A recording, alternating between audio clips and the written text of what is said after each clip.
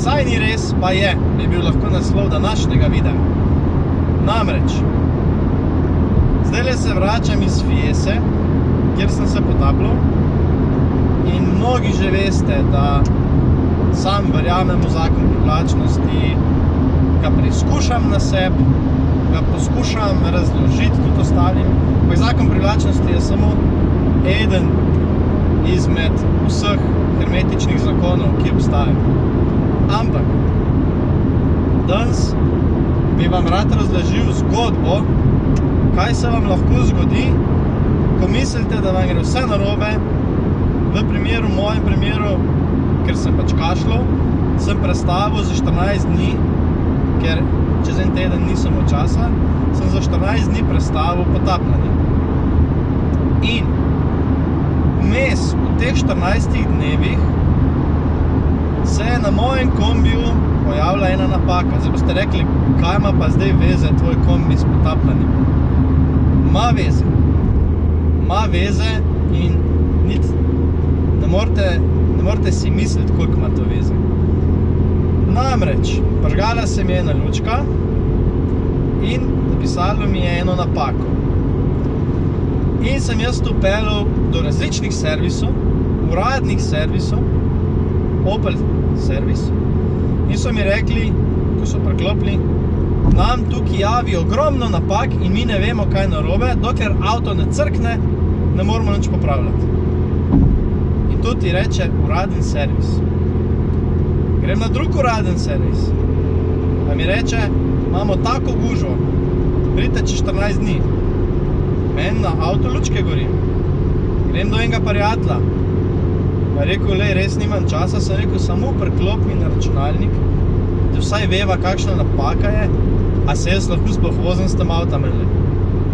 In si res vzame čas.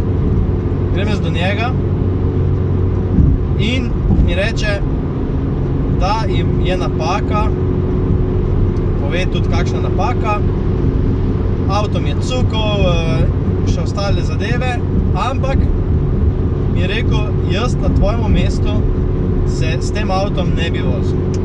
Vse je v redu. In jaz avto parkiram. To je bilo en teden nazaj.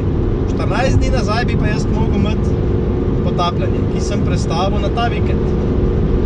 In avto stoji že en teden, točno en teden, in grem jaz na potapljanje. In tam inštruktori nam razlagajo, pa kaj. In med temi inštruktori je bil tudi en gospod iz Ljubljane. In jaz nisem nič vedel, s čim, kaj, kako se ukvarja. Zdaj pa, da boste videli, kako je debata nanesla na tudi on mehanik. Pustil sem kompas, ki smo ga rabili za eno vajo, na klopi. Na tisti klopi se potapljači oblačimo. In mi je rekel, bom jaz ta kompas raj odnesel, pa dal tja na mizo, ker če bo kdo odložil gor opremo, se lahko zdrobi, pa bo takoj 500 evrov. Ura in kompas, ne?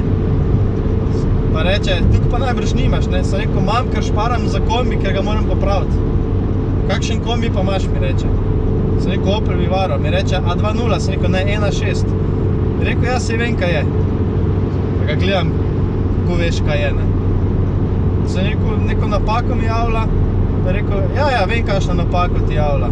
70 evrov je stroška, ti zrihtam to. Jaz ga gledam, kako pa veš, kaj je narobe. Je rekel, zato, ker jaz sem mehanik za Renaultove kombije. Opel Vivaro ima pa Renaultovo mašino noter, motor. Sem rekel, ja, res je. Rekel, ja, pripelj meni pa ti bom zrihtal 70 evrov, pol ure pa je rešena zadeva. Uraden servis tega ni vedel. Uraden servis Oplov niso vedeli, kaj je narobe, in jaz prestavim potapljanje, grem na potapljanje, uro narobe odložim in mu povem temu človeku, da imam pokvaren kombi, in mi reče, pripelj meni kombi. Če to ni noro zgodba za ne vem kam, A vidite, koliko se vam stvari, samo opaziti, stvari morate opaziti, jih videti. Vse se poklop, točno tako, kot se mora. V življenju dobite točno tisto, kar v nekem trenutku rabite. In če jaz ne bi šel potapljati se, jaz ne bi do tega človeka prišel. A razumete? Komaj sem čakal se iti potapljati, zdaj mi bo pa človek namesto za 500 evrov, kakor so mi rekli, da bo servis, za 70 evrov zrihtal kombi, da sem lahko normalno vozil. 70 evrov. Raden servis tega ni vedel. Noro. Tako da ja, zakon privlačnosti deluje, resnično deluje, ampak opaziti morate, videti morate. Včasih boste rekli kaj, kar ne bi nikdar rekli, se pohecali na tak način, kot sem se jaz, in ja, prišli do prave informacije. Tako da, dajte opazovati, pa dajte verjeti, da vas čaka v življenju nekaj lepšega, nekaj, kar si zaslužite, nekaj, kar rabite točno v tistem trenutku, pa bodite hvaležni. Jaz si vsak dan pišem, tudi zdaj, ko bom domov prišel, si vsak dan napišem, zakaj vse sem hvaležen. Dnevnik hvaležnosti, dejansko dnevnik hvaležnosti, lahko se za 5 stvari, 3, 5, 10, kakor vam paše. Zahvalite se. Jaz se bom definitivno zahvalil, da sem se šel potapljati, pa da sem spoznal tega mehanika, ki mi bo popravil avto. Definitivno to napisal. In zakaj dnevnik hvaležnosti deluje? Zdaj bom zelo plastično vam probal prikazati zadevo, da boste lažje razumeli. Predstavljite si, da ste vi, kako ne vam razložim? Ok, dajmo tako reči. Opazujete mravljišče. Tam je polno mravljic. Mravljice lezejo gor, pa dol, delajo svoje. In zdaj si predstavljate, da si ena mravljica želi odkriti čim več hrane. Ali pa dve mravljice si želijo odkriti čim več hrane in date obema mravljicama in na vsaki na svoj konc košček sladkorja. Prva mravljica pride do tega sladkorja, vzame sladkor, del sladkorja in ga nese v mravljišče. Druga isto naredi. Prva mravljica je hvaležna, se zahvali, napiše kakorkoli, izreče hvala za ta sladkor, ki ga bom šla jutri spet lahko iskati ali pa zdaj spet iskati. Res hvala, da lahko bom nahranila, ne vem, svojo družino in tako naprej. Druga mravljica pa ni hvaležna, je pa, ja, sem pač dobila ta sladkor, zdaj moram pa hoditi gor pa dol pa delati, zato da bom pač prenesla to in sem zmatrana, ker hodim gor pa dol. Naslednji dan, ko ves ta sladkor odnesejo, dodate še en sladkor. Vsaki mravljici po enega. In spet, prva mravljica je izredno hvaležna, ko mi čaka, da bo spet prenesla, da bo razveselila svoje somravljice. Druga mravljica je spet jezna, spet bo mogla delati, spet je nejevoljna, spet bo zmatrana zvečer, ker bo toliko mogla delati in tako naprej. Zdaj vas pa vprašam, vi ste tisti, ki nastavlja ta sladkor. Kateri? Zdaj imate pa samo še en sladkor in ga ne morate dati na pol. Cel ga morate dati.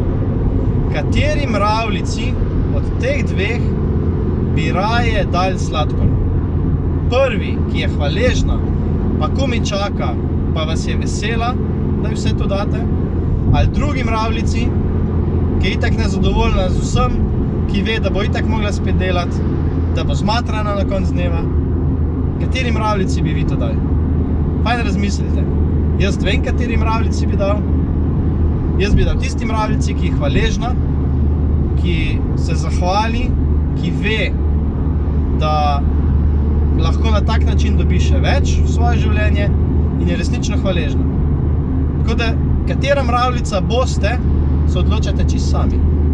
Jaz sem se pač odločil, da bom prva mravljica, ki je hvaležna in zapisujem lepo dnevnik hvaležnosti in se mi dogajajo take stvari, da premaknem svoje potapljanje zaradi zdravja, očitno je vesolje tako poskrbelo, in spoznam na temu potopu mehanika, ki mi bo popravil avto.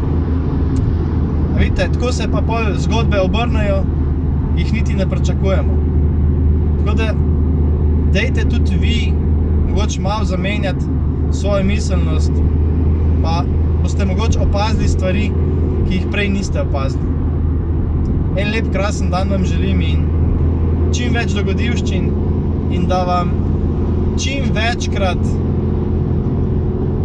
pride v vaše življenje zadeve, ki jih potrebujete, kljub temu, da se vam bo zdelo, da v neki situaciji pridejo zadeve, ki se vam zdi, ja, pa recimo v mojem primeru, ja, pa ne morem iti na potapljanje, pa ko nisem čakal, pa bil lahko slabe vole.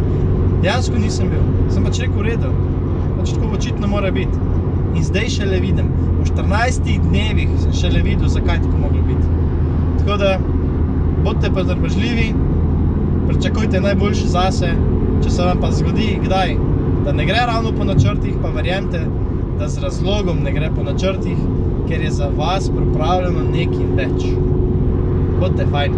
En lep, prekrasen preostanek dneva vam želim. Čau, čau.